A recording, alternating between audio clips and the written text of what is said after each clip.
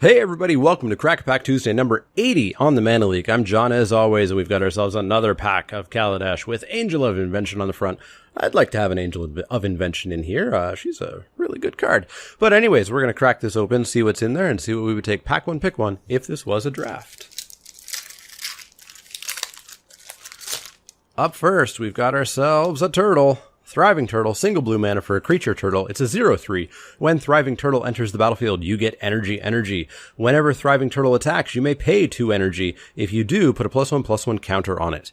This is probably not my least favorite Thrive. I think the Thriving Rats are the worst. But this is still one that goes in a very specific deck. You need to be in kind of, blue-green big energy, blue-green super late game grindy, I need time to not die kind of deck.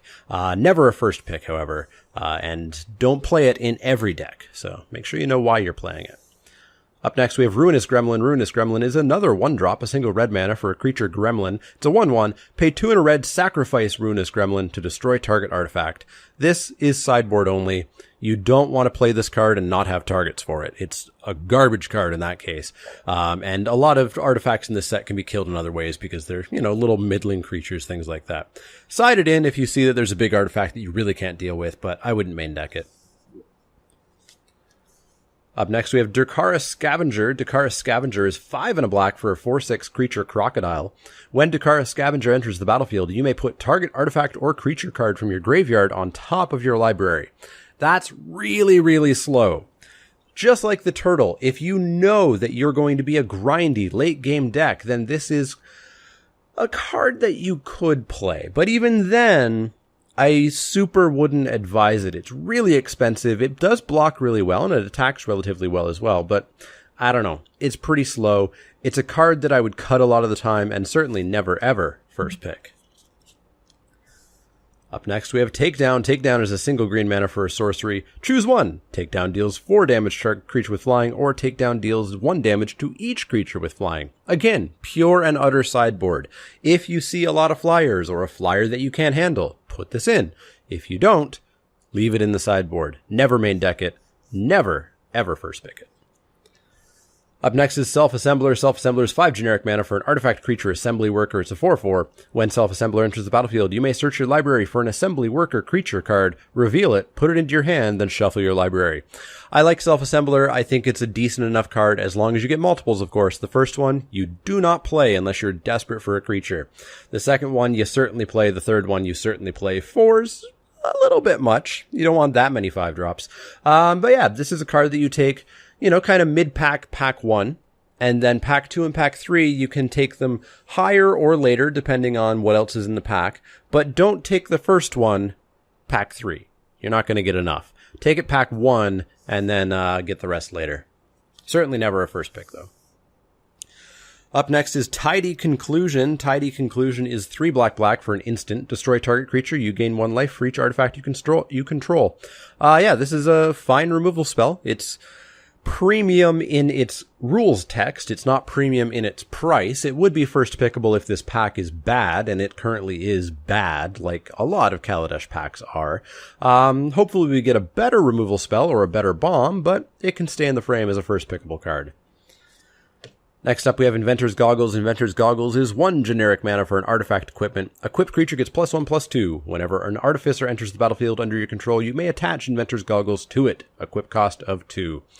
This is begrudgingly playable. If you have a spot for it, you can play it, and it can definitely make your creatures rather annoying to deal with. You don't have to have a huge number of artificers, but it does certainly help. Yeah, this is a card that is infinitely more playable in sealed, but in draft, if you have a spot for it, you can play it, but never ever first pick it. Up next is Giant Spectacle. Giant Spectacle is 1 and a red for an enchantment aura. Enchant creature. Enchanted creature gets +2/+1 and has menace. If you're aggressive, this can be a beating.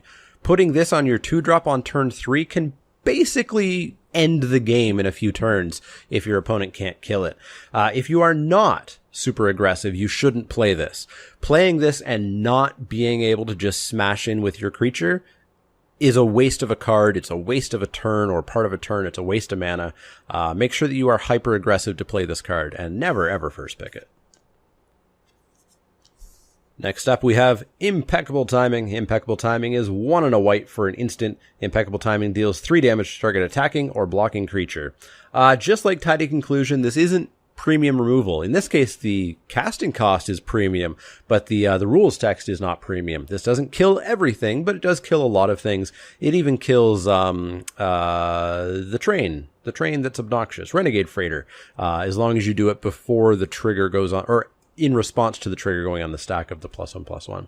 It's fine. I would first pick it in a terrible pack. We almost first picked it last week, but luckily our rare saved us. Between this and Tidy Conclusion, I'm not sure what I would take. Probably Tidy Conclusion. Our next common is Consulate Skygate. Consulate Skygate is 2 generic mana for an artifact creature wall. It has Defender, it has Reach, it's an 0/4. It's a sideboard card if you find out that you're not the beatdown when you thought you were, or it's a main deckable card if you really need to survive to the late game, but you certainly never first pick it. Well, that is 10 commons, so no foil, no masterpiece in this pack. Foundry Inspector, 3 generic mana for an artifact creature construct. It's a 3/2. Artifact spells you cast cost 1 less to cast. I like Foundry Inspector. I like Chief of the Foundry much more, but Foundry Inspector is fine as well. Making all of your vehicles cheaper, making your self-assemblers cost 4. It's just gravy. You can have decks that have a large number of artifacts that certainly would love to be a little bit cheaper. I have and will continue to first pick Foundry Inspectors when I see them. The beauty, of course, is that they go in many decks. They don't go in every deck because, of course, if you don't have any artifacts to take advantage of, this is just a generic 3/2. But taking it first pick means that you can take artifacts much more highly than you were. Our next uncommon is an Ether Hub. Ether Hub is a land. When Ether Hub enters the battlefield, you get an energy. Tap, add colorless to your mana pool. Tap, pay an energy. Add 1 mana of any color to your mana pool. Ether Hub's fine. It really helps you splash. I would even play it in a non or in a 2-color deck just to help out with my mana just a little bit. It's fine, but it's never a first pick. It's a real sort of mid to late mid pack pickup. Our final uncommon is an Armorcraft Judge. Armorcraft Judge is 3 and a green for a creature Elf Artificer. It's a 3/3. When it enters the battlefield, draw a card for each creature you control with a +1/+1 counter on it. I like Armorcraft Judge quite a bit. I don't know if I would ever first pick it. We could keep it in the discussion of this pack, but I don't think it wins out over what we already have here. Obviously, it wants to be in a Fabricate or some sort of counters deck, preferably black-green, something like that. But yeah, if you can get a card off of this, it's fantastic. If you can get more than 1 card, this thing is just insanely good. I don't know if I'd first pick it, but it would be in the conversation for sure.